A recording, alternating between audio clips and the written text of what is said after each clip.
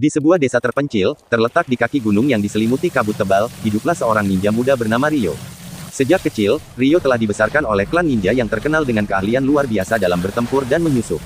Ayahnya, seorang ninja legendaris, selalu mengajarkan Ryo untuk menjadi seorang pembela keadilan, meskipun dunia ini keras dan penuh pengkhianatan. Namun, suatu malam, klan Ryo diserang oleh pasukan bayaran yang dipimpin oleh seorang bekas anggota klan mereka sendiri. Dalam pertempuran yang sengit, hampir seluruh anggota klan Ryo tewas, termasuk ayahnya. Ryo yang berhasil selamat, namun terluka parah, merasakan dunia runtuh di hadapannya.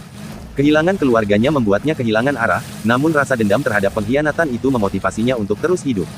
Selama bertahun-tahun, Ryo berkelana sendirian, menelusuri jejak-jejak pengkhianatan, sambil mengasah keterampilan ninjanya. Ia memburu satu persatu orang yang terlibat dalam kehancuran klannya. Setiap kali ia menghadapi musuh, ia merasa seolah-olah mengikis sebagian dari kesedihan dan kehilangan yang ia rasakan. Suatu hari, Ryo menemukan petunjuk mengenai keberadaan pemimpin pasukan bayaran yang menghancurkan klannya. Tanpa ragu, ia mempersiapkan dirinya untuk pertempuran terakhir.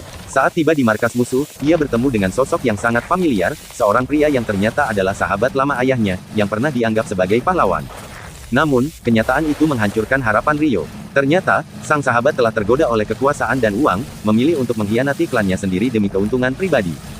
Dalam pertempuran yang penuh emosi dan kebingungannya, Ryo akhirnya mengalahkan sahabat ayahnya. Namun, ia merasa kosong. Kemenangan itu tak membawa kebahagiaan, malah semakin memperburuk luka batinnya. Ketika semua berakhir, Ryo menyadari bahwa dendam tidak pernah mengembalikan apa yang hilang. Dalam keheningan malam, ia berdiri di tengah reruntuhan markas musuh, merenungkan apa yang telah ia lakukan. Kemenangan ini terasa hampa, dan rasa kesepian semakin menyelimutinya. Meskipun ia telah membalas dendam untuk klannya, ia merasa semakin terasing dari dunia, seolah-olah tak ada lagi yang tersisa untuknya. Dengan tubuh yang lelah dan jiwa yang hancur, Ryo berjalan menuju jurang yang menghadap ke lembah yang sunyi. Di sana, di tempat yang sepi, ia menghilang dalam bayang-bayang kabut, menjadi legenda yang hilang, seperti klannya yang telah punah.